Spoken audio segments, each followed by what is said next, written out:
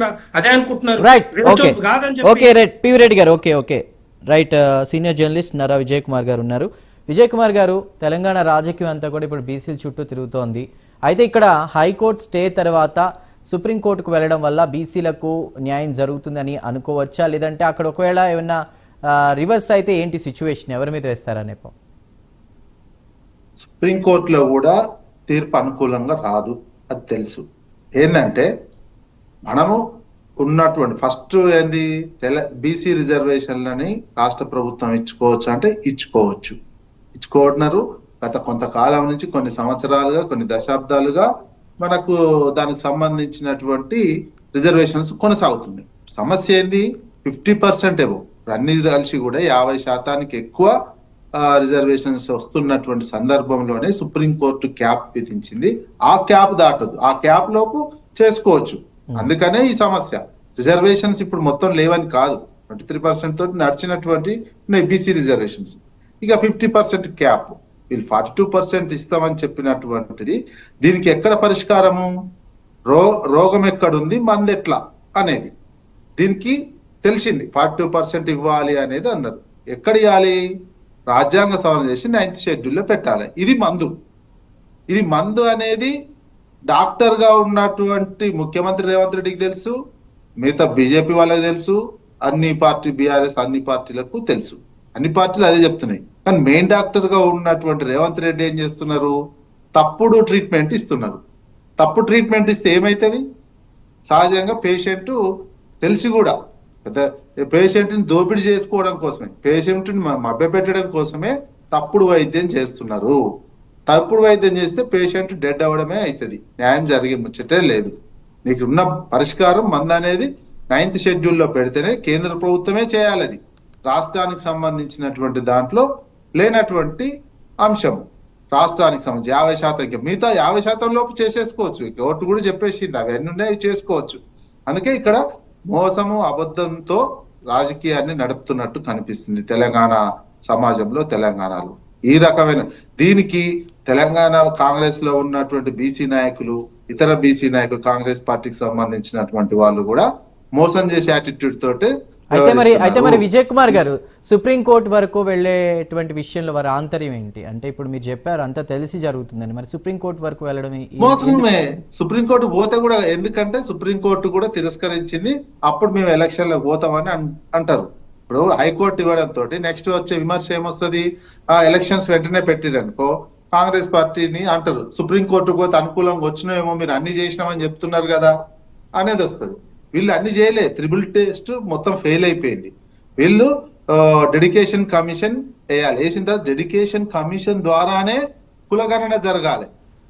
అది యాక్చువల్గా ఇది సెంట్రల్ గవర్నమెంటే చేయాలి, చేయట్లేదు కాబట్టి డెడికేషన్ కమిషన్ ద్వారా జరగలే. ముందే చేసిన ప్రణాళిక శాఖ ద్వారా చేసినటువంటి కుల సర్వేని డెడికేషన్ కమిషన్ అనలైజ్ చేసింది. కోర్టు ముందు కూడా అదే వాదించారు, అనలైజ్ అనే చెప్పారు, విశ్లేషించింది డెడికేషన్ కమిషన్. డెడికేషన్ కమిషన్ సొంతంగా ఇది చేయలే. డెడికేషన్ కమిషన్ అది 50% క్యాప్కి సంబంధించినటువంటి చట్టం చెల్లదు, జీవో ఇచ్చారు. ఇంకొకటి జీవో ఏమని ఇచ్చారు, ఇక్కడ అసెంబ్లీలో తీర్మానం చేసి గవర్నర్కి పంపితే గవర్నర్ ఆమోదించితేనే గెజిట్ అవుతుంది, చట్టం అవుతుంది. ఆ చట్టం ఆధారంగా జీవో ఇవ్వాల్సి వస్తుంది. చట్టమే లేదు, బేసే లేదు, వీళ్ళు ఉత్తుత జీవో ఇచ్చిర్రు. ఉత్తుత జీవో ఇస్తేనే దాని మీద స్టే ఇచ్చింది. చట్టం లేని జీవో ఇస్తే చెల్లుతుంది, అసలు చెల్లదు. అది ప్రతి ఒక్క 60 సంవత్సరాలు పరిపాలించిన అని చెప్పుకుంటున్నటువంటి కాంగ్రెస్ పార్టీ నాయకత్వానికి, ఆఫీసర్స్ కి ఈ ప్రోటోకాల్స్ అన్ని తెలుసు. ఈ ప్రోటోకాల్స్ ఏవి పాటించలే, మభ్యపెట్టడానికి, ప్రజల్ని మోసం చేయడానికి చేసినటువంటి చర్యగానే ఉంటుంది. ఈ లోపు ఎలక్షన్స్ పెట్టాలి. ఎలక్షన్స్ ఇప్పుడు సుప్రీంకోర్టు తలుపు తట్టిన తర్వాత కూడా సుప్రీంకోర్టు ఇచ్చిన తీర్పును సవరించలేరు. సుప్రీంకోర్టు తన తీర్పును తాను సవరించుకోలేదు. అసలు కోర్టులో రాజకీయ వ్యవస్థ, పార్లమెంటరీ వ్యవస్థ ఉన్నదే ఇట్లాంటి చట్టాలు చేయటానికి. మీరు కోర్టుల మీద ఆధారపడడం అంటే ఏంటండి, రాజకీయ వ్యవస్థ ఫెయిల్ అయినట్టు, పార్లమెంటరీ వ్యవస్థ ఫెయిల్ అయినట్టు. మీరు ప్రజలు ఎన్నుకున్నది మిమ్మల్ని, పార్లమెంట్ లో చట్టం చేస్తే సుప్రీంకోర్టు ఎవరు, హైకోర్టు ఎవరు ఆపడానికి? కోర్టుల చుట్టూ తిరుగుడు ఏందండి? ప్రజలు మీకు పవర్ ఇస్తే, రాజకీయ నాయకులకు పవర్ ఇస్తే, రాజకీయ నాయకులు చట్టం చేయమని కోర్టుల చుట్టూ తిరగడం అంటే అవమానకరం. భారత ప్రజాస్వామ్యానికి అవమానకరం, రాజకీయ వ్యవస్థకు అవమానకరం, Right, పార్లమెంట్ ప్రజాస్వామ్యానికి కూడా ఒక రైట్ అవమానకరమైన ఓకే ఓకే ఓకే విజయ్ గారు అసలు మరి దీనికి అటు కాంగ్రెస్ నుంచి ఉన్న న్యూమన్ గారు ఏమంటారు? న్యూమన్ గారు ఇది తెలంగాణ ప్రజల్ని బీసీలని మభ్యపెట్టే ప్రయత్నంలో భాగంగా జరుగుతుంది తప్ప అన్నీ తెలుసు కాంగ్రెస్ కి, బట్ ఇదంతా కూడా బీసీలను ప్రసన్నం చేసుకునే ప్రయత్నం తప్ప కూడా ఇదంతా వర్కౌట్ అవుతుంది, సుప్రీంకోర్టుకి వెళ్ళినా సన్నం కూడా అంటున్నారు. కాదు, దానికి మీ మోసమే. మాట?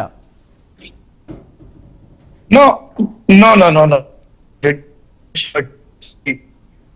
మీరు మేము 100% ఏదైతే మేము సర్వే ఇచ్చినామో మేము ఎంపికల్ డేటా తీసుకొచ్చేసేసి మాకు కమిట్మెంట్ ఉంది కాబట్టి మేము ప్రజాపాలన ఫార్మ్స్ ఇచ్చేసేసి మేము దాదాపు 1,00,000 మందిని పెట్టుకొని గవర్నమెంట్ మెషినరీ మొత్తం పెట్టుకొని మేము చేయడం జరిగింది. మేము చేయడం జరిగింది. మీరు ఎక్కడ కూడా మా మీద అనుమానాలు లేపాల్సిన అవసరం లేదు, మా మీద సస్పిషన్ తీసుకురావాల్సిన అవసరం లేదు, మాకుంది కాబట్టి. మీరు పిసిసి చీఫ్ గా ఉన్నటువంటి మహేష్ కుమార్ గౌడ్ కూడా ఒక బీసీ సామాజిక వర్గానికి చెందినటువంటి వారు.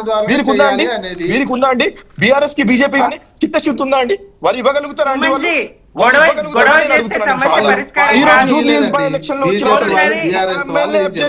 మేము బీసీకి ఇచ్చినామండి. That is the greatest of the Congress party. Right ఒక నిమిషం జయ, ఒక నిమిషం. 10 సంవత్సరాలు మీరు అధికారంలో ఉన్నారు, 11 సంవత్సరాలు ఉన్నారు, ఏం చేస్తున్నారని నేను అడుగుతున్నానండి. ఈ రోజు బిహార్ లో ఉన్నారండి, బీసీలకి ఏం చేస్తున్నారండి?